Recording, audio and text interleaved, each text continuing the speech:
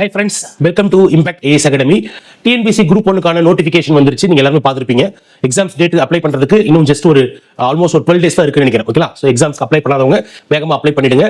Vacancy கம்மியா இருக்குன்னு சொல்லி வருந்த வேண்டாம். கண்டிப்பாக வேகன்சி இன்க்ரீஸ் ஆகிறதுக்கான வாய்ப்பும் இருக்கு.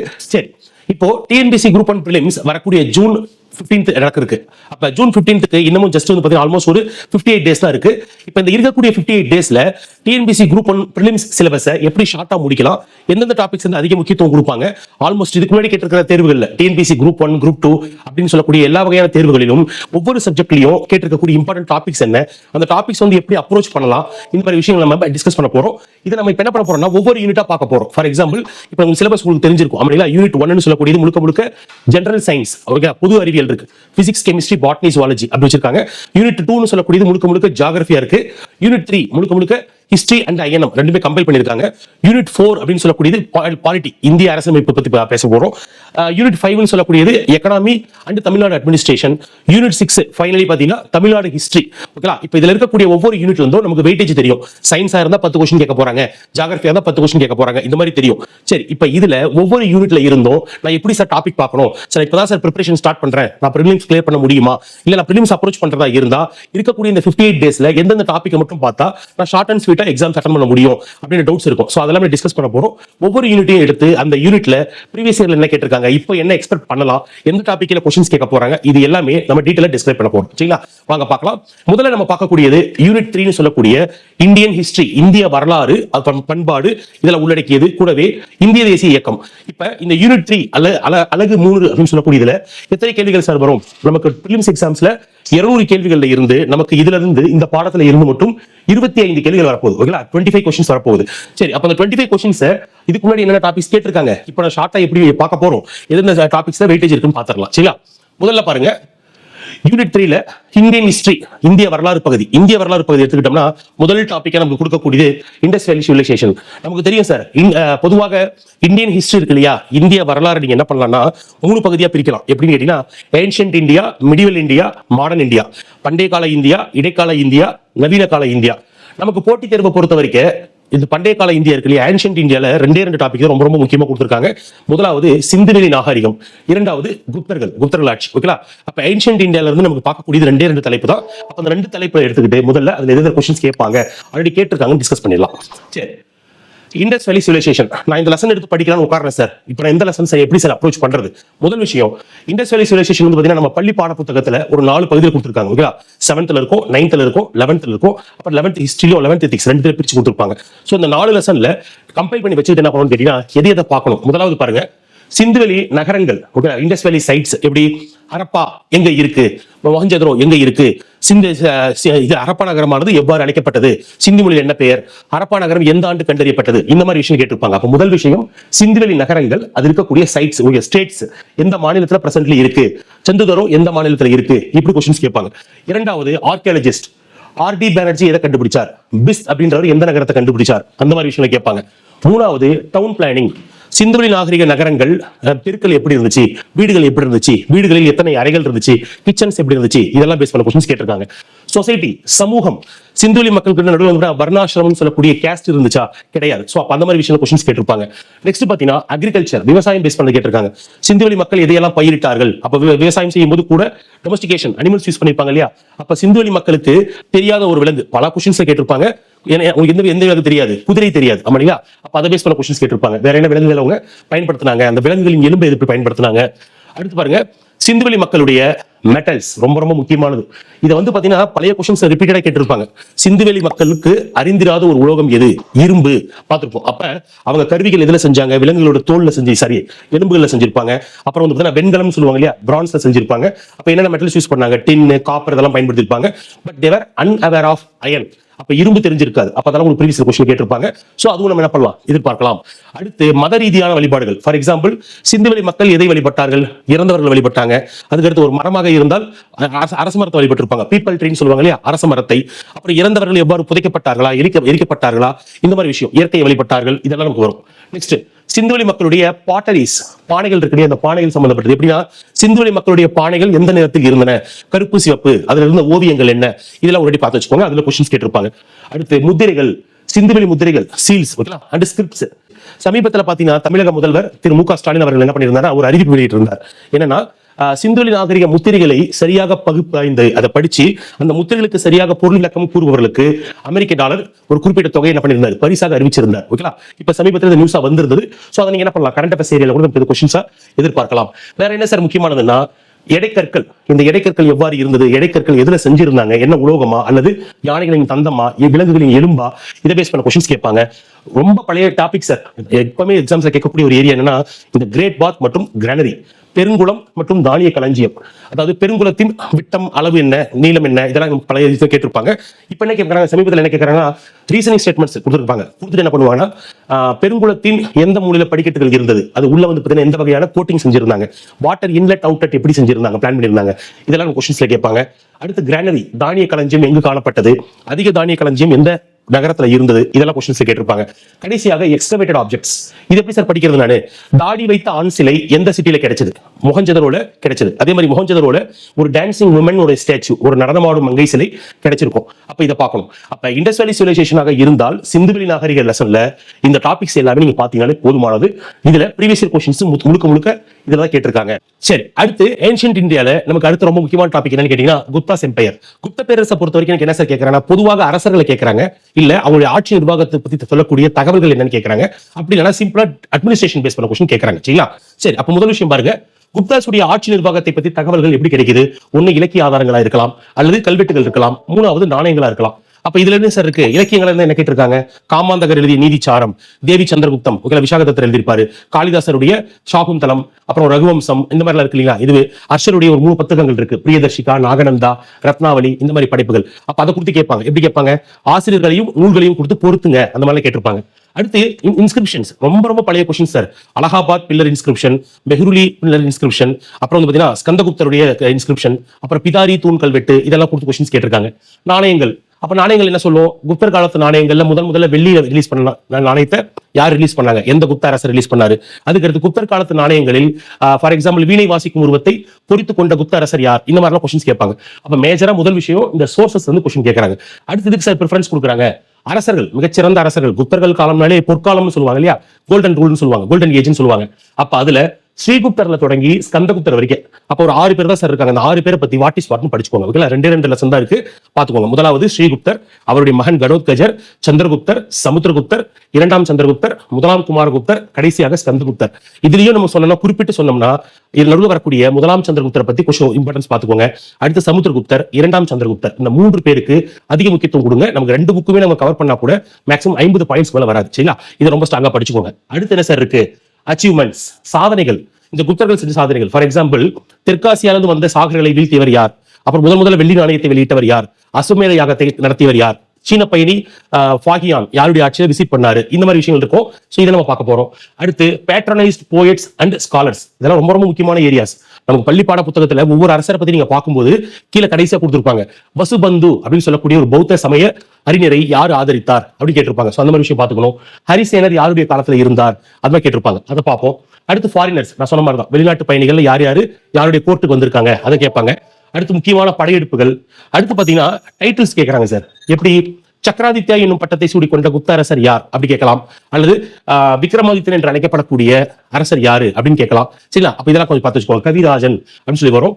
அடுத்து நவரத்னாஸ், 2ஆம் சந்திரகுப்தருடைய அவையில இருந்த 9 பேர் அந்த நவரத்தினங்கள் சொல்லுவாங்க. அப்ப நவரத்னாஸ் அதை பத்தி கேட்பாங்க. ஓகேங்களா? அடுத்து அட்மினிஸ்ட்ரேஷன், நிர்வாகத்தை பத்தி என்ன சார் கேட்பாங்க, நிலங்கள் எவ்வாறு பிரிக்கப்பட்டிருந்தது, அமத்தியா அப்படின்னு சொல்லக்கூடியவர் யாரு, எந்த பதவியில இருந்தவர், என்னத்தை நிர்வாகம் பண்ணார். அடுத்து லேண்ட் டைப்ஸ்னா ஷேத்ரா, கிலா, விளைநிலங்கள் எவ்வாறு அழைக்கப்பட்டது, தரிசு நிலங்கள் எவ்வாறு அழைக்கப்பட்டது, அது எல்லாமே கொஸ்டின்ல கேட்டிருப்பாங்க. வேற என்ன சார் இருக்கு முக்கியமானது, ஆபீசர்ஸ். நம்ம இதை படிக்கும்போது உங்களுக்கு இந்த ஆபீசர்ஸும் பார்த்துருவீங்க. ஃபைனலி டாக்ஸஸ், ஒவ்வொரு வரிகளுக்கும் ஒவ்வொரு பேர் இருந்தது. இப்ப இரண்யா அப்படின்னு சொல்லக்கூடிய வரி வந்து எதற்காக போடப்பட்டது, இதுதான். அப்ப இண்டஸ் வேலி சிவிலைசேஷனையும் நீங்க குப்தாஸ்லயும் இந்த டாபிக்ஸை மட்டும் பள்ளி பாட புத்தகத்துல எடுத்து முதல்ல படிச்சுட்டு அடுத்து பிவைக்யூ ப்ரீவியஸ் இயர் கொஸ்டின்ஸ் எடுத்து ஒன்ஸ் பாத்தீங்க வச்சுக்கோங்க, ஆன்சர் பண்ணி பாத்தீங்கன்னா நமக்கு இந்த 2 பகுதியில இருந்து தெளிவாக ஒரு அணுகுமுறை கிடைக்கும். அடுத்து 3வது பாருங்க, இந்தியாக்குள்ள இஸ்லாமியம் வருகை. ஓகேங்களா? முஸ்லிம்ஸ் வராங்க இல்லையா, டெல்லி சுல்தானியம். அப்ப டெல்லி சுல்தானியம்னா ஃபர்ஸ்ட் நீங்க ஃபோக்கஸ் பண்ண வேண்டியது ஒரு 3 ஏரியாஸ். என்னன்னு கேட்டீங்கன்னா, முதல்ல இஸ்லாம் மதத்தை தோற்றுவித்தவர் யார், ப்ராஃபட் முகமது, எங்கு தோற்றுவிக்கப்பட்டது, அரேபியா, இந்த மாதிரி பேசிக் இன்ஃபர்மேஷன்ஸ் கொஞ்சம் பார்த்துக்கோங்க. அதுக்கடுத்து முகமது பின் காசிம், முகமது கசினி, முகமது கோரி, இந்த 3 பேரும் முக்கியம். ஏன் சார் முக்கியம்? இந்தியா மீது ஃபர்ஸ்ட் படையெடுத்து வந்தவர் யாருன்னா முகமது பின் காசிம். சோ அவர் ரொம்ப முக்கியமானவர். அதுக்கடுத்து முகமது கசினி 1000 தொடங்கி 1026 வரை ஒரு 17 படையெடுப்பு நிகழ்த்திருக்கிறார். சோமநாத டெம்பிள் அந்த நிறைய இருக்கும். சோ அவர் ரொம்ப முக்கியமானவர். மூன்றாவது முகமது கோரி. இந்த கோரி என்ன காரணம்னு கேட்டீங்கன்னா, இந்த கோரி அவர்களால் தான் இந்தியாவில் வலுவான ஒரு இஸ்லாமிய ராஜ்யம் அமைக்கப்பட்டது. அப்ப 2 போர்கள் வரும். கோரி சம்பந்தப்பட்ட ஒரு 2 போர்கள் இருக்கு. முதலாம் தரைன் போர், 2ஆம் தரைன் போர். ஓகேலா, 2 பேர் முக்கியமானது. அதே மாதிரி சந்தாபார், இந்த 3 போர் இருக்குங்க சார்.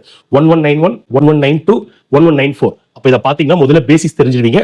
இதுக்கு அடுத்து பாத்தீங்கன்னா இந்த டெல்லி சுல்தானத்துல வரக்கூடிய ஒரு 5 வம்சங்கள் இருக்கு. அந்த 5 வம்சங்களை குறிப்பிட்டு சொன்னோம்னா ஸ்லேவ் டைனாசிட்டி, கில்ஜி, துக்ளக், சையது, லோடி, ஒவ்வொரு வம்சத்துல இருந்தோ தேர்ந்தெடுக்கப்பட்ட சில ஆட்சியாளர்கள் இருக்காங்க. அதை நேம்ல கொடுத்துருக்கேன். ஓகேலா, இதுல ஒரு பிடிஎஃப் கீழே டிஸ்கிரிப்ஷன்ல கொடுக்குறேன். சோ அது பாருங்க. அப்ப இதுல வரக்கூடிய இந்த ஒவ்வொரு அரசர்களை பத்தி ஒரு அரசர்களுக்கு மேக்ஸிமம் 10 to 12 பாயிண்ட்ஸ் தான் இருக்கும். அந்த 12 பாயிண்ட்ஸ் பாருங்க, ஈஸியா கவர் பண்ணிடலாம். குத்துதீன் ஐபக், இல்துமிஷ், ஒரே ஒரு பெண் அரசி ரஷ்யா சுல்தானா, அடுத்து கியாசுதீன் பால்பன், அடுத்து கில்ஜி டைனாசிட்டியா இருந்தா மோஸ்ட்லி அலாவுதீன் கில்ஜி சுத்தி தான் கேள்விகள் எழுப்பப்படுது. அவர் பாருங்க. துக்ளக் டைனாசிட்டியா இருந்தா மோஸ்ட்லி கொஸ்டின்ஸ் யாரை பத்தி கேட்கறாங்க? முகமது பின் துக்ளக் அல்லது ஃபெரோஷா துக்ளக் தான் கேட்கறாங்க. சையது வம்சமாக இருந்தால் கிசிர் கான் அல்லது தைமூர் படையெடுப்பு எந்த ஆண்டு நிகழ்த்தப்பட்டது இது கேட்டிருப்பாங்க. அடுத்து லோடி வம்சமாக இருந்தால் டிஃபால்ட்டா கேட்கறது இப்ராஹிம் லோடி பத்தி தான் கொஸ்டின்ஸ் கேட்பாங்க. ஏன்னா இவர் தான் டெல்லி சுல்தானியத்தின் கடைசி அரசர். சோ அவரை கேட்பாங்க. அப்படி இல்லைன்னா இந்த டாபிக்ஸ்ல இதுக்கெல்லாம் முக்கியத்துவம் கொடுக்கலன்னா என்ன பண்ண போறாங்கன்னா இதுல கேட்க போறாங்க. அட்மினிஸ்ட்ரேஷன், அதாவது எப்படின்னா 4 மினிஸ்ட்ரி கொடுத்துட்டு அது எந்த டிபார்ட்மெண்டோட சம்பந்தப்பட்டது. ஃபார் எக்ஸாம்பிள் திவானி ஆரிஸ், திவானி பண்டகன் அப்படி கொடுத்து படிப்பாங்க. மேட்ச் பண்ண சொல்லி கேட்டிருப்பாங்க. அப்புறம் போயட்ஸ், அசன் நிசாமி யாருடைய கோர்ட்ல இருந்தார், உத்பி யாருடைய கோர்ட்ல இருந்தார், அது மாதிரி கேட்பாங்க. Departments, books, battles. நமக்கு டெல்லி சுல்தானத்தை பொறுத்த வரைக்கும் நமக்கு என்ன ஒரு விஷயம் சாதகம்னு கேட்டீங்கன்னா, போர்கள் எண்ணிக்கை ரொம்ப கம்மி. அதிகபட்சம் ஒரு 20 போர் கூட வராது. சோ நீங்க என்ன பண்ணலாம், நம்பர் ஆஃப் பேட்டில்ஸ் டோட்டலாவே எடுத்து கவுண்ட் பண்ணீங்கன்னா மேக்ஸிமம் நமக்கு ஒரு 15 to 20 தான் இருக்குமே. சோ அந்த 20 ரொம்ப ரொம்ப சின்ன சின்ன பேட்டில்ஸா தான் இருக்கும். சோ ஒரு மனப்பாடம் பண்றது ரொம்ப எளிதா தான் இருக்கும். இதை பாத்துக்கோங்க. டெல்லி சுல்தான்ஸ்ல கண்டிப்பா நமக்கு குறைஞ்சது 2 கேள்விகள் எதிர்பார்க்கலாம். சரிங்களா? சோஃபார் பார்த்திருக்கிற இந்த 3 ஏரியால இருந்தும் கண்டிப்பாக ஒரு கேள்வி இடம்பெறும். கூடுதலாக டெல்லி சுல்தான்ஸ்ல இன்னொரு கொஸ்டின் எக்ஸ்ட்ரா எதிர்பார்க்கலாம். அப்ப நமக்கு 4 கேள்விகள். இதை மட்டும் நீங்க தரவு படிக்கும் போது 25 4 கேள்விகள் கண்டிப்பாக அட்டன் பண்ண முடியும். அடுத்து பாருங்க, முகலாய பேரரசு. முகலாய பேரரசுல என்ன சார் கொஸ்டின்ஸ் கேட்கறாங்க? சார் இவங்களும் வந்து முஸ்லீம்ஸ் தான், அவங்களும் முஸ்லீம்ஸ் தான், டெல்லி சுல்தான்ஸும் முஸ்லீம்ஸ் தான். அப்ப ஏன் சார் முகல்ஸ் போட்டு இம்பார்ட்டன்ஸ் கொடுக்குறாங்க? வித்தியாசம் இருக்கு. என்னன்னு கேட்டீங்கன்னா, டெல்லி சுல்தான்ஸ் சொல்லக்கூடியவர்கள் they are Muslims, but they had different origins. வெவ்வேறு பகுதியிலிருந்து வந்தவங்க. ஃபார் எக்ஸாம்பிள் ஆப்கானியர்கள் இருக்காங்க, பாரசீகர்கள் இருக்காங்க, குரித் பேரரசா இருக்காங்க, அப்புறம் அந்த மாதிரி இருப்பாங்க. அப்ப இந்த முகல்ஸ் சொல்லக்கூடியவர்கள் தே ஆர் பியூர்லி மங்கோலியன்ஸ், மங்கோலியர்கள். அப்ப ஆரம்ப காலத்திலே மங்கோலியர்கள் வந்திருப்பாங்க. யாருன்னு கேட்டீங்கன்னா, ஆரம்ப காலத்துல செங்கிஸ்கான் அப்படின்ற வந்திருப்பாரு. பின்னாடி தைமூர் படையெடுப்பு நிகழ்ந்திருக்கும். பிற்காலத்துல யாருன்னா பாபர் வந்திருப்பார். முதலாம் பானிபட் போர், ஃபர்ஸ்ட் பேட்டில் ஆஃப் பானிபட்ல பாபர் வந்திருப்பார். அப்ப இதுல இந்த முகலாயர் ஆட்சி காலத்தை கூட நீங்க என்ன பண்ணலாம்னா ரொம்ப சிம்பிளா 2ஆ பிரிக்கலாம். எப்படின்னு கேளுங்க. இந்தியாவில் முகலாயர் ஆட்சி காலம் 1526 தொடங்கி 1858 1858 வரைக்கும் ஆட்சி செஞ்சிருக்காங்க சார். இது 2ஆ பிரிக்கலாம். ஒண்ணு என்னன்னா இயர்லின்னு பிரிக்கலாம். ஆரம்ப கால முகலாயர்கள் இயர்லின்னு சொல்றேன். அடுத்து லேட்டர்னு பிரிக்கலாம். இந்த இயர்லின்றது 1526 தொடங்கி 1707 வரை. இது 1707 முதல் 1858 வரை. இப்ப இதுலதான் சார் ஒரு 6 பேர் வராங்க. பாபர், ஹுமாயூன், அக்பர், ஜஹாங்கீர், ஷாஜஹான் மற்றும் அவுரங்கசீப், பாட்ஷா அப்படின்னு ஞாபகம் வச்சுக்கோங்களேன். இப்ப இந்த 6 பேர் பத்தி தான் மோஸ்ட்லி எக்ஸாம்ஸ்ல கொஸ்டின்ஸ் கேட்க போறாங்க. அப்ப இதுலயும் குறிப்பிட்டு சொன்னீங்கன்னா உங்களுக்கு யார் பத்தி அதிகமா கேள்விகள் இருக்குன்னா இந்த அக்பர்னு சொல்லக்கூடியவர் மற்றும் அவுரங்கசீப்பை பத்தி அதிக கொஸ்டின்ஸ் கேட்கறாங்க. அப்ப அக்பருக்கும் அவுரங்கசீப்புக்கும் நீங்க என்ன பண்ணணும், அதிக முக்கியத்துவம் கொடுக்கணும். பட் இருந்தாலும் பிற அரசர்களுக்கு இதெல்லாம் நீங்க படிச்சு வச்சிருந்தா கொஞ்சம் யூஸ்ஃபுல்லா இருக்கும்ன்றையும் நம்ம மென்ஷன் பண்ணிடலாம். முதலாவது பாருங்க சார், பாபர். அப்ப பாபர் பத்தி கொஸ்டின்ஸ் என்ன கேட்பாங்க? பாபர் இந்தியாவில் கலந்து கொண்ட போர்கள் ஒரு 4 போர் இருக்கு. இப்ப battle of Panipat, first battle of Panipat, Khanwa, Ghaghra, Chanderi, இந்த போர்கள் இருக்கு. அப்ப இந்த 4ஐயும் வரிசைப்படுத்துக்கன்னு கேட்பாங்க. அந்த ஆர்டர் பாத்துக்கணும், யாரை தோற்கடிச்சார் அப்படின்னு பாத்துக்கணும். கன்ஸ்ட்ரக்ஷன்ஸ், பாபர் இந்தியாவில் கட்டிய மசூதிகள் இருக்கு, அந்த மசூதிகள் பத்தி கேட்பாங்க. ஆட்டோபயோகிராபி, பாபருடைய வாழ்க்கை வரலாறு இருக்கு இல்லையா, அது என்ன பண்ணிருப்பாரு, அவர் எழுதி வச்சிருப்பாரு. சுயசரிதை அப்படி எழுதி வச்சிருப்பாரு. துசிகி பாபரி, அது எந்த மொழியில் எழுதப்பட்டது, இதெல்லாம் கொஸ்டின்ஸ் கேட்டிருப்பாங்க. அடுத்து ஹுமாயூன், அவருடைய மகன் ஹுமாயூன் பத்தி கொஸ்டின்ஸ் கேட்டா ஹுமாயூன் கலந்து கொண்ட போர்கள் இருக்கு. ஒரு 2 போர் ரொம்ப முக்கியமானது. முதலாவது போர் என்னன்னு கேட்டீங்கன்னா பேட்டில் ஆஃப் சௌசா. ஓகேலா, 1539 நடந்துக்கும். Chausa, battle of Chausa. Battle of Kannauj 1540 Sher Shah சூரியால் தோற்கடிக்கப்பட்டிருப்பார். அது அப்படின்னா யமுனை நதிக்கரையில் இவர் தோற்றுவித்த நகரத்தின் பெயர் தீன்பானா நகரம். ஓகேலா, சோ அதை நமக்கு கொஸ்டின்ஸ் கேட்பாங்க. அப்புறம் எந்த ஆண்டு இவர் இறந்தார், எப்படி இறந்தார், அல்லது பேருடைய மீனிங். ஹுமாயூன் என்றால் ஃபார்ச்சூன், ஓகேலா, அதிர்ஷ்டமானவர் என்று பொருள். சோ அதெல்லாம் உங்களுக்கு கொஸ்டின்ஸ் கேட்டிருப்பாங்க. வேற ஹுமாயூனை தோற்கடித்து விட்டு ஆப்கானிய அரசரான ஷெர்ஷா சூரி வந்திருப்பார். அப்ப அவரை பத்தி கொஸ்டின்ஸ் கேட்டாங்கன்னா நிறைய கொஸ்டின்ஸ் கேட்கறாங்க சார். ஏன்னு கேட்டீங்கன்னா ஷெர்ஷா சூரின்னு சொல்லக்கூடியவர் மிகச்சிறந்த ஒரு ஆட்சியாளர். இவர் வந்து பாத்தீங்கன்னா ஒரு முன்னோடியாக இருந்தார். யாருக்குன்னா மிகச்சிறந்த அரசரான அக்பரும் இவர் வந்து முன்னோடியாக கருதினார். சத்ரபதி சிவாஜி இவர் வந்து பாத்தீங்கன்னா முன்னோடியாக கருதினார். அந்த அளவுக்கு அட்மினிஸ்ட்ரேட்டிவ் ரிஃபார்ம்ஸ் நிறைய கொண்டு வந்திருக்காரு. சோ அதனால இவர் என்ன பண்ண கேட்பாங்க, அதாவது ஃபாதர் ஆஃப் மாடர்ன் காயினேஜ் சிஸ்டம்னு சொல்லுவாங்க. ஓகேங்களா, ரூபியா அப்படின்றத இவர் தான் இன்ட்ரோடியூஸ் பண்ணிருப்பார். நிறைய விஷயம் இருக்கிற பத்தி. அப்ப இவர் கலந்து கொண்ட போர்கள் இருக்கு. அப்புறம் ரீஃபார்ம்ஸ், என்னென்ன ரீஃபார்ம் செஞ்சாரு, ஹைவேஸ் கன்ஸ்ட்ரக்ட் பண்ணாரு, அப்புறம் காயின்ஸ், அப்புறம் வந்து பாத்தீங்கன்னா பட்டான்னு சொல்லக்கூடிய விஷயம் இன்ட்ரோடியூஸ் பண்ணாரு. இந்த மாதிரி நிறைய விஷயம் செஞ்சிருப்பார். இவர் கட்டின கோட்டை, ஒரு கோட்டை இருக்குங்க சார், புராணா கிலா. சோ அதெல்லாம் கொஸ்டின்ஸ்ல கேட்பாங்க. இவருடைய கல்லறைகள் எங்க இருக்கு, இதெல்லாம் பேஸ் பண்ண கொஸ்டின்ஸ் கேட்டிருப்பாங்க. அதுக்கு முக்கியத்துவம் கொடுங்க. அடுத்து அக்பர், மிகச்சிறந்த அரசர் அக்பர். அப்ப அக்பரை பத்தி பார்க்கும்போது நான் சொன்னேன் ரொம்ப முக்கியமான அரசர்னு சொல்லி. அப்ப அக்பர் பத்தி பார்க்கும்போது செகண்ட் பேட்டில் ஆஃப் பானிபட் 1556 நடந்திருக்கும். அதை பார்க்க போறீங்க. அப்புறம் அக்பர் கலந்து கொண்ட போர்களுக்கு முக்கியத்துவம் கொடுங்க. ஏன்னு கேட்டீங்கன்னா இந்த பேட்டில் ஆஃப் ஹல்தி காதி ரொம்ப முக்கியமானது. அப்புறம் Kabul, Kandahar, Kashmir. Sometimes questions already கேட்டிருப்பாங்க. என்ன கேட்டிருப்பாங்கன்னா, அக்பருடைய படையெடுப்புகளை லெஃப்ட்ல கொடுத்துட்டு அந்த ஆண்டுகளை கொடுத்து அசெண்டிங் ஆர்டர்லயோ அல்லது மேட்ச்லயோ ஃபைண்ட் த இன்கரெக்ட் பேர் அப்படின்லாம் கேட்டிருப்பாங்க. ஓகேங்களா, சோ அதுக்கு முக்கியத்துவம் நீங்க கொடுக்கணும். மூணாவது ரீஃபார்ம்ஸ், அக்பருடைய சீர்திருத்தங்கள். அக்பர் எந்த ஆண்டு தீனிலாகி என்ற மதத்தை தோற்றுவித்தார்? அக்பர் எந்த ஆண்டு ஜிஸ்யா வரியை ஒழித்தார்? அக்பர் எந்த ஆண்டு இபாதத் கானா அப்படின்னு சொல்லக்கூடிய ஒரு வழிபாடு கூடத்தை நிறுவினார்? இதெல்லாம் திரும்ப திரும்ப எக்ஸாம்ஸ்ல கேட்பாங்க. சோ அதை படிக்கணும் நீங்க. நாலாவது ரிலீஜியஸ் ரீஃபார்ம்ஸ், ரொம்ப ரொம்ப முக்கியமானது. ஏன்னா அக்பர் வந்து even though he is a முஸ்லீம், அவர் இஸ்லாமியராக இருந்தாலும் அவர் என்ன பண்ணாருன்னா பிற மதங்களுக்கு ஈக்குவல் இம்பார்ட்டன்ஸ் கொடுத்தார். அப்படி பார்க்கும்போது அவர் இந்த ஜிஸ்யா வரியை ஒழிச்சது திரும்ப திரும்ப கேட்பாங்க. எந்த ஆண்டு ஒழித்தார்? 1564. அதை திரும்ப திரும்ப பார்த்து வச்சுக்கோங்க. நவரத்ன சபா, இந்த நவரத்ன சபான்றது என்ன, அக்பர் என்ன பண்ணிருப்பாரு, தன்னுடைய அமைச்சரவைக்கு பேர் என்ன பண்ணிருப்பாரு, நவரத்ன சபான்னு வச்சிருப்பாரு. காரணம் 9 பேர் இருப்பாங்க. அந்த 9 பேரை கொடுத்து என்ன பண்ணுவாங்கன்னா அவங்க எந்த துறைக்கு ஹெட்டா இருந்தாங்க அப்படின்னு கேட்பாங்க. ஃபார் எக்ஸாம்பிள் அபுல் ஃபாசில், அபுல் ஃபைசி, தோடர் மால், ராஜா மான்சிங் அப்படின்னு கொடுத்து இவங்க எந்த துறையில இருந்தாங்க, மேட்ச்லயோ incorrect choose the incorrect pair அப்படிலாம் கேட்டிருப்பாங்க. ஸோ அதை பார்ப்போம். ஃபைனலி ஆர்கிடெக்சர்ஸ், அக்பர் என்ன கட்டினாரு, அக்பர் என்ன பண்ணிருப்பாருன்னா ஆக்ரா கோட்டை கட்டினாரு. அப்புறம் ஃபத்தேபூர் சிக்ரி என்ற நகரத்தை நிர்வாகம் பண்ணாரு, உருவாக்குறாரு. இந்த மாதிரி செஞ்சிருப்பாரு. ஸோ அப்ப கன்ஸ்ட்ரக்ஷன்ஸ் பேஸ் பண்ண கொஸ்டின்ஸ் மோஸ்ட்லி கேட்பாங்க. தென் லாஸ்ட் 2-3 கிங்ஸ்ல பாத்தீங்கன்னா ஜஹாங்கீர். ஜஹாங்கீர்னாலே மோஸ்ட்லி நூர்ஜஹான் பத்தி தான் கொஸ்டின்ஸ் கேட்கறாங்க. நூர்ஜஹான் என்றால் என்ன, உலகத்தின் ஒளி, நூர் மஹால், இந்த மாதிரி கொஸ்டின்ஸ் கேட்டிருப்பாங்க. பேட்டில்ஸ், ஜஹாங்கீர் பங்கு பெற்ற போர்கள், ஜஹாங்கீருடைய மகன் குர்ரம் அவர் செஞ்ச ரிவோல்ட். இந்த குர்ரம்னு சொல்லக்கூடியவருக்கு என்ன பண்ணிருப்பாருன்னா ஜஹாங்கீர் வந்து அந்த மகன் இருக்காரு இல்லையா, அவருடைய மகனை சப்போர்ட் பண்ணிருப்பார். ஒரு சீக்கிய குரு சப்போர்ட் பண்ணிருப்பார். அந்த சீக்கிய குருவை இவர் கொலை செஞ்சிருப்பார். ஓகேங்களா, அர்ஜுன் தேவ்னு சொல்லக்கூடியவர். அது நமக்கு ரிப்பீட்டடா கொஸ்டின் கேட்பாங்க. அப்புறம் ஜஹாங்கீருடைய கட்டுமானங்கள் கொஞ்சம் முக்கியமானது கேட்பாங்க. அதை பார்க்க போறோம். நெக்ஸ்ட் ஷாஜகான். ஷாஜகானா இருந்தா அவருடைய பேட்டில்ஸ் பாக்குறீங்க. ஷாஜகான் என்ற பேருக்கு என்ன மீனிங்ன்றத கொஞ்சம் பார்த்து வச்சுக்கோங்க. அடுத்து அவருடைய பீகாக் த்ரோன், மயிலாசனம்னு சொல்லுவாங்க, அதை யார் கொள்ளையடிச்சாங்க அந்த மாதிரி விஷயத்தை பார்த்து வச்சுக்கோங்க. ஷாஜகானுடைய கட்டுமானங்கள் ரொம்ப ரொம்ப நமக்கு தெரியும். டிஃபால்ட்டா தாஜ்மஹால் இருக்கு, ரெட் ஃபோர்ட் இருக்கு. அதை பேஸ் பண்ண கொஸ்டின்ஸ் திரும்ப திரும்ப கேட்டுட்டே இருப்பாங்க. நெக்ஸ்ட் பாத்தீங்கன்னா அவுரங்கசீப். நான் முதலே சொன்ன முகல்சா இருந்தா, ஏரளி முகல்சா இருந்தா ரொம்ப முக்கியத்துவம் அக்பருக்கும் அவுரங்கசீப்புக்கும் கொடுக்க சொன்னேன். அப்ப அவுரங்கசீப்பா இருந்தா அவருடைய பேட்டில்ஸ் பார்க்க போறீங்க. அவுரங்கசீப்புக்கும் சத்ரபதி சிவாஜிக்கும் இடையே இருந்த உரசல்கள் இருக்கு இல்லையா, சோ அதுக்கு கொஞ்சம் முக்கியத்துவம் கொடுத்து பாத்துக்கோங்க. தக்கான கொள்கை, டெக்கான் பாலிசிக்கு கொடுங்க. ரீஃபார்ம்ஸ் எப்படின்னா அக்பர் எந்தெந்த விஷயத்தையெல்லாம் நல்லது செஞ்சாரோ அது எல்லாமே வந்து வேண்டாம் சொல்லியிருப்பார். அக்பர் ஜிஸ்யா வரியை ஒழித்தார், இவர் ஜிஸ்யா வரி ரீஃபார்ம் மறுபடியும் கொண்டு வந்தார். அக்பர் இந்து பண்டிகைகளை ஆதரித்தார், இவர் ஹிந்து பண்டிகைக்கு தடை விதித்தார். அக்பர் தன்னுடைய கோர்ட்டுக்குள்ள என்ன பண்ணிருப்பாருன்னா இந்த தினந்தோறும் மியூசிஷியன்ஸ் அவங்க வச்சிருப்பார். இவர் மியூசிஷியன்ஸ் எல்லாமே வேண்டாம்னு சொல்லியிருப்பார். சோ அந்த விஷயங்கள் இருக்கும். சோ அதை பாத்துக்கோங்க. நீங்க அக்பர் தெளிவாக படிச்சீங்கன்னா அவுரங்கசீப் படிக்க வேண்டி இருக்காது. ஏன்னா அதுக்கு எல்லாமே அகேன்ஸ்டா இருக்கிறது தான் அவுரங்கசீப். சோ பார்த்து வச்சுக்கோங்க. அப்ப முதல்ல ஆரம்ப கால முகலாயர்களுக்கு இதுக்கு இம்பார்ட்டன்ஸ் கொடுங்க.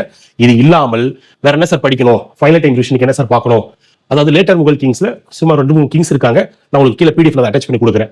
அடுத்து ஆர்கிடெக்சர்ஸ், முகல்ஸுடைய கட்டுமானங்கள். Foreign travellers, sir Thomas row எந்த முகலாய பேரரசுடைய அவைக்கு வருகை புரிந்தார், இப்படிலாம் கேட்பாங்க. சோ அதை பார்க்கணும். நெக்ஸ்ட் புத்தகங்கள். ஃபார் எக்ஸாம்பிள் ஹுமாயூன் நாமா, அந்த புத்தகத்தை எழுதியவர் யார், குல்பத்தான் பேகம். அப்ப அந்த மாதிரி ஒவ்வொரு புத்தகத்தை கொடுத்து கேட்கலாம். சரி, இப்ப நான் சொல்ற இந்த அனைத்து டாபிக்ஸுமே எங்க சார் இருக்கு, நாங்க போய் தேடணுமான்னு கேட்டீங்கன்னா பள்ளிப்பாட புத்தகத்துல 7ஆம் வகுப்பு 11ஆம் வகுப்புல ரெண்டுமே கம்பைல் பண்ணீங்கன்னா இந்த தகவல்கள் எல்லாமே இருக்கு. பட் என்னன்னா அந்த தகவல்களை நீங்க என்ன பண்ணுவீங்க, பொதுவா மொத்தமா படிக்கிறது மூலமாக நமக்கு கவர் பண்றது கஷ்டமா இருக்கும். அப்ப நான் சொல்ற மாதிரி இந்த மாதிரி சின்ன சின்ன டாபிக்ஸா பிரிச்சு ரீகால் பண்ணும்போது உங்களுக்கு ரொம்ப வேகமாகவும் எளிதாகவும் ரீகால் பண்றது ஈஸியா இருக்கும். நெக்ஸ்ட் பாருங்க, போர்கள். ஓகேலா, முகல்ஸுடைய பேட்டில்ஸ் எல்லாமே பார்த்து வச்சுக்கோங்க. Mughals Kings name, meaning. எதுக்காக சரி செப்பரேட்டா பார்க்கணும். ஷாஜகான் என்ற பேருக்கு என்ன மீனிங் கேட்பாங்க, ஜஹாங்கீர் என்ற பேருக்கு என்ன மீனிங் கேட்பாங்க, அதை பார்ப்பீங்க. ரீஃபார்ம்ஸ், அடுத்து போயட்ஸ் இருக்காங்க. கல்லறைகள், பாபருடைய கல்லறை எங்க இருக்கு, ஹுமாயூனுடைய கல்லறை எங்க இருக்கு, அதை பார்க்கணும்.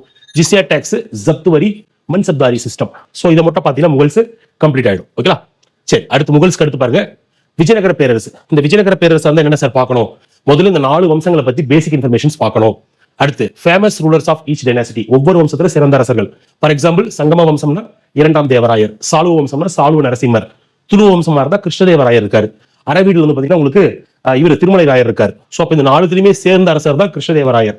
ஒட்டுமொத்தமாக விஜயநகர பேரரசு தலை சிறந்தவர் யாருன்னா கிருஷ்ணதேவராயர். சோ இந்த 4 வம்சத்தை பத்தி பேசிக் டீடைல் பாப்பீங்க. அடுத்து எப்பவுமே கொஸ்டின்ஸ் யாரை பத்தி கேட்பாங்க? கிருஷ்ணதேவராயர் பத்தி கேட்பாங்க. அப்ப கிருஷ்ணதேவராயருக்கு கொடுக்க வேண்டிய முக்கியத்துவம் என்னன்னா, அவருடைய போர்கள், அவர் சூடிக்கொண்ட பட்டங்கள், அவர் படைத்த புத்தகமோ அல்லது டிராமா, எப்படின்னா ஆமுக்தமால்யதா, ஜாம்பவதி கல்யாணம், அந்த மாதிரி விஷயம்.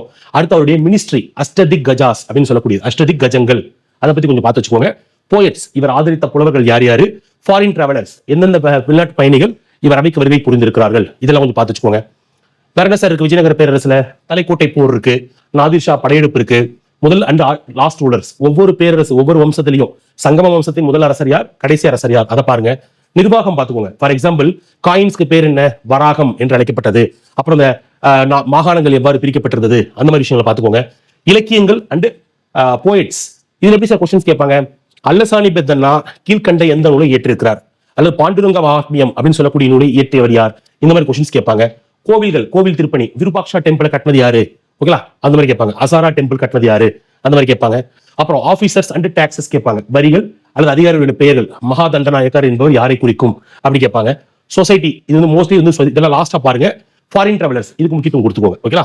சரி, அப்ப விஜயநகர பேரரசுக்கு நீங்க முக்கியத்துவம் கொடுத்த பின்னாடி அதுக்கு ஆல்டர்னேட்டிவா கொஸ்டின்ஸ் கேட்டா பாமணி சுல்தான்ஸ் கேட்கறாங்க. இதுல குறிப்பிட்ட 3 அரசர் மட்டும் தான் நீங்க பார்க்க போறீங்க, ஓகே. நம்ம டெப்தா பார்க்க வேண்டாம், இந்த 3 அரசரை பத்தி மட்டும் பாருங்க. அலாவுதீன் பாமன் ஷா, 2ஆம் முகமது கவான். மோஸ்ட்லி எக்ஸாம்ஸ்ல கொஸ்டின்ஸ் இந்த 2 பேருக்கு தான் முக்கியத்துவம் கொடுக்குறாங்க. அலாவுதீன் பாமன் ஷா, முகமது கவான், அதை கொஞ்சம் ஸ்ட்ராங்கா பாத்துக்கோங்க. அடுத்து உங்களுடைய நிர்வாகத்தை பத்தி பேசிக்ஸா பாத்துக்கோங்க, போதுமானதா இருக்கும். தென் சத்ரபதி சிவாஜி இருக்கக்கூடிய மராத்தாஸ் இருந்தா சிவாஜி பத்தி என்னென்ன கொடுக்கணும்ன்றத பார்த்து கொடுத்துருக்க பாருங்க. அப்ப சத்ரபதி சிவாஜி பத்தி பார்க்கும்போது முதல்ல இந்த தலைப்புகளுக்கு முக்கியத்துவம் கொடுங்க. ஃபார் எக்ஸாம்பிள் தாதாஜி கொண்டதேவ் யாரு, கார்டியன். அடுத்து அப்சல் கானுடைய போர், அடுத்து சைஷ்ட கானுடைய போர், ஜெய்சிங்குடைய போர், ட்ரிட்டி ஆஃப் புரந்தர் 1565 நிறைய எக்ஸாம்ஸ்ல கேட்டிருப்பாங்க. Meeting with Aurangzeb 1666, 1665, 1665, 1666.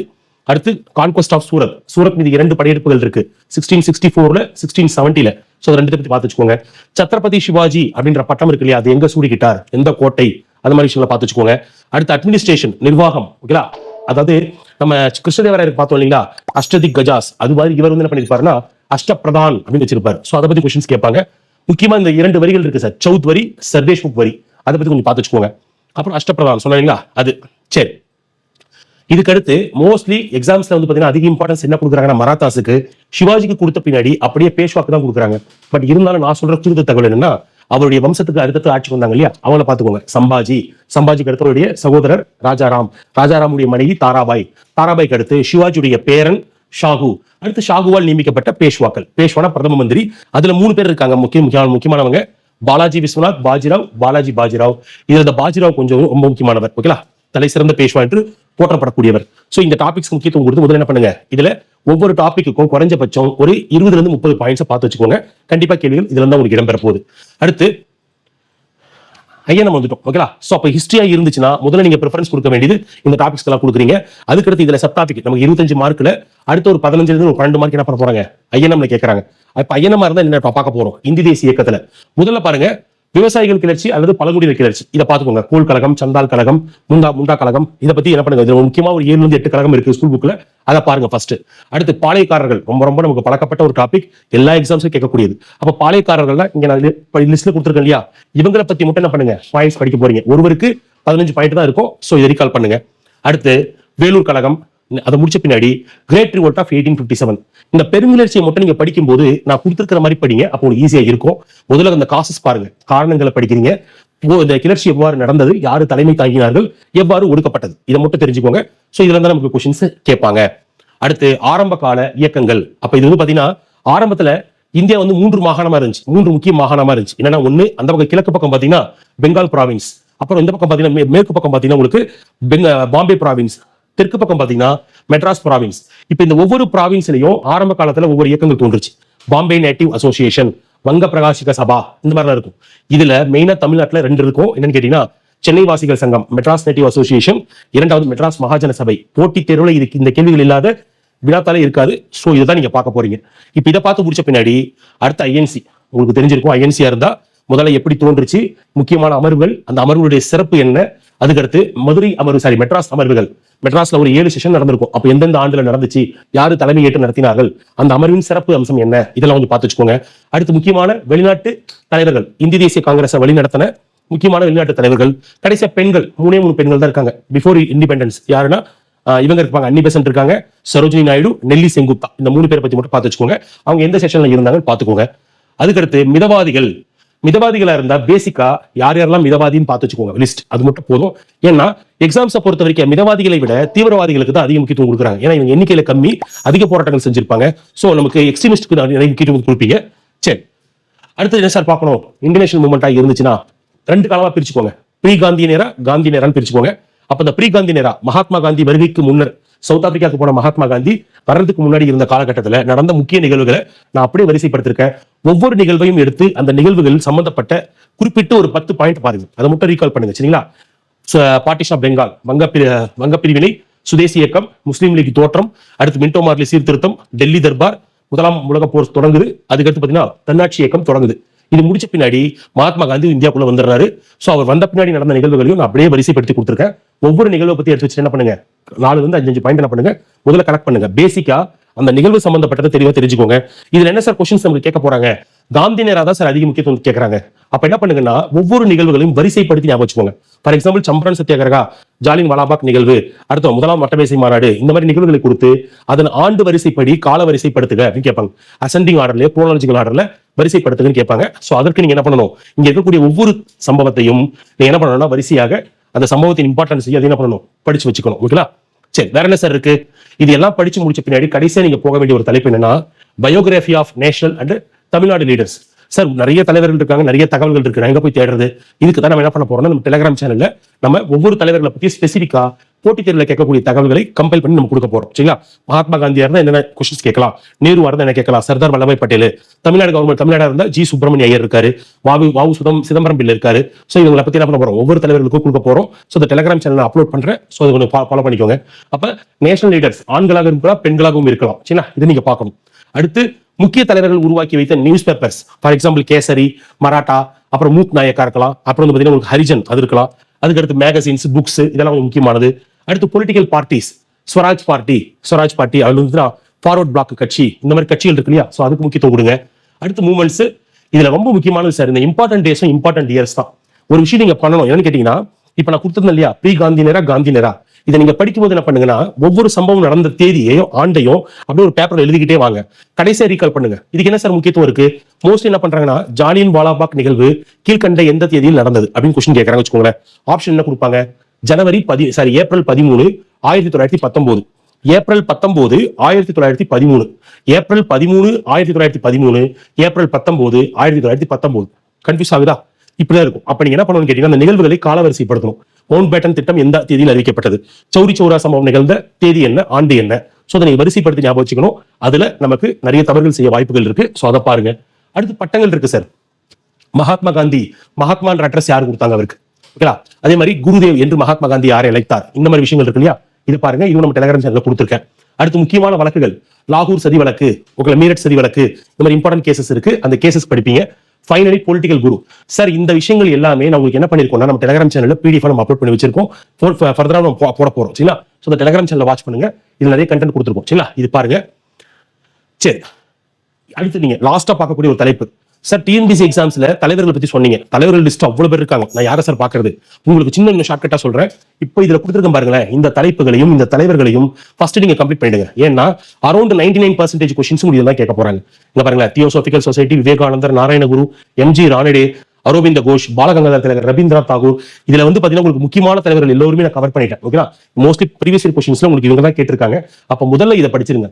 சரி, அப்ப யூனிட் 3 இருக்கு இல்லையா, அழகு 3 இருக்கக்கூடிய 25 மதிப்பெண்களை நீங்கள் பெறுவதற்கு முதல்ல நான் கொடுத்திருக்கிற தலைப்புகளை எடுத்து ஒவ்வொரு தலைப்புகளையும் பள்ளிப்பாட புத்தகத்துல இருந்தும் ப்ரீவியஸ் இயர் கொஸ்டின் வந்து என்ன பண்ண போறீங்க, டிராஃப்ட் ஃபார்ம் பண்ண போறீங்க, ரீகால் பண்ண போறீங்க. இதை செய்வதற்கு அதிகபட்சம் உங்களுக்கு 3 to 4 days ஆகும். இப்படி நீங்க பண்ணும்போது இதுல வரக்கூடிய 25 கேள்விகளில் கண்டிப்பாக குறைந்தது 23 கேள்விகளுக்கு நீங்கள் போட முடியும். சரி, ஏன் சார் அந்த 2 பெண்டிங் வைக்கிறீங்க? அதுதான் கரண்ட் அஃபேர்ஸ். அப்ப கண்டிப்பாக நடப்பு நிகழ்வுகள் வந்து கண்டிப்பா பார்க்கணும். சோ அது சம்பந்தப்பட்ட கேள்விகள் அதிகமாக இடம்பெறும். பட் முதல் ப்ரிஃபரன்ஸ் என்ன பண்ணுங்க, இந்த டாபிக்ஸ்க்கு கொடுங்க. இதே மாதிரி அடுத்த ஒரு சப்ஜெக்ட்ல உங்களுக்கு நம்மளுடைய அப்லோட் பண்றேன். தேங்க்யூ. இன்கேஸ் உங்களுக்கு சந்தேகங்கள் ஏதாவது இருக்கு அப்படின்னா கீழே இருக்கக்கூடிய நம்பருக்கு வாட்ஸ்அப் பண்ணுங்க அல்லது கமெண்ட்ல சொல்லுங்க. உங்களுக்கு வேற ஏதாவது டாபிக்ஸ் தேவைப்படுது, இன்னும் எலாபரேஷன் தேவைப்படுது, அந்த மாதிரி உங்களுக்கு எதுவாக இருந்தாலும் கீழே மென்ஷன் பண்ணுங்க. அதுக்கடுத்து நம்ம Impact IAS Academy rapid test series அப்படின்னு சொல்ற பேர்ல ஃப்ரீ டெஸ்ட் சீரிஸ் கண்டக்ட் பண்ணிட்டு இருக்கோம். நம்ம ஆல்ரெடி சொல்லியிருக்கோம், ஒரு 25 டெஸ்ட் போயிட்டு இருக்கு. ஸோ அந்த டெஸ்ட் சீரிஸுக்கான ஃப்ரீ டிஸ்கிரிப்ஷன் எப்படி நீங்க ஜாயின் பண்ணணும் அதோட டீடைல்ஸும் கீழே கொடுத்துருக்கோம். ஸோ அதில் ஜாயின் பண்ணுங்க. அடுத்து வரக்கூடிய டிஎன்பிசி கிளாஸஸ்க்கும் அல்லது டிஎன்பிசி கோர்சஸ் டெஸ்ட் சீரிஸ் பற்றிய அப்டேட்களுக்கு கீழே இருக்கக்கூடிய வாட்ஸ்அப் நம்பருக்கு மெசேஜ் பண்ணுங்க. தேங்க்யூ. அட்மிஷன் சொல்லுவா. சரிங்க சார், நான் இப்போ இந்த முறை டிஎன்பிசி குரூப் 1 எக்ஸாம்ஸ்க்கு நான் ப்ரிப்பேர் பண்ண முடிவு பண்ணேன் சார். பட் நான் ஜாயின் பண்றதுக்கு எனக்கு டைம் இல்ல. ஜஸ்ட் ஒரு 68 டேஸ் தான் சொன்னீங்க இல்லையா, 58 நாட்கள் தான் இருக்குன்னு சொன்னீங்க. சரி, இப்போ இந்த அளவுக்கு நான் சப்ஜெக்ட்ஸை பத்தி பேசிக்க தெரிஞ்சுக்கிட்டேன். நான் அடுத்து வரக்கூடிய போட்டித் தேர்வுக்கு ஏதாவது நான் ட்ரை பண்ணலாம்னு இருக்கேன் சார். அடுத்து குரூப் 2 வருது, அந்த குரூப் 2 நான் எப்படி சார் ப்ரிப்பேர் பண்ணணும் அப்படின்னா, உங்களுக்கு இப்போ நம்ம இங்க சொன்ன மாதிரியே வகுப்புகள்ல கிளியரா உங்களுக்கு டிஸ்கிரிப்ட் கொடுத்து ஒவ்வொருவருக்கும் குறைஞ்சபட்சம் நம்ம வகுப்புல 30 மாணவர்களுக்கு மேல நம்ம அட்மிஷன் போட மாட்டோம் ஒரு பேட்ச்ல. ஸோ 1-to-1 மென்டாரிங் இருக்கும். உங்களுக்கு டிஎன்பிசி குரூப் 2க்கான அட்மிஷன்ஸும் என்ரோல் ஆயிட்டு இருக்கு. குரூப் 2 அண்ட் குரூப் 1 கம்பைல் பண்ணி உங்களுக்கு கிளாஸஸ் போகும். ஸோ உங்களுக்கு பிலிம்ஸ்க்கான கிளாஸஸ் இப்போ ஸ்டார்ட் ஆக போகுது. ஸோ அந்த கிளாஸ்க்கான அட்மிஷன் போயிட்டு இருக்கு. உங்களுக்கு டிஎன்பிசி எக்ஸாம் வந்து உங்களுக்கு கனவா இருக்கலாம். நிறைய பேர் வேலைக்கு போயிட்டு படிக்கிறோம் சார், எங்களுக்கு எப்படி ப்ரிப்பேர் பண்றதுன்னு தெரியல. இப்போ இந்த டாபிக் எல்லாம் வந்து பார்த்தீங்கன்னா பள்ளி பாட புத்தகத்தில் இருக்குன்னு சொன்னீங்க, அதை நான் எப்படி அப்ரோச் பண்றது, அல்லது இந்த டாபிக்ல இப்படி தான் படிக்கணுமா, அது எப்படி எனக்கு சொல்லிக் கொடுங்க சார், இந்த மாதிரி விஷயங்கள் உங்களுக்கு இருந்துச்சுன்னா நீங்க கீழே அட்மிஷன்ஸ் போயிட்டு இருக்கு.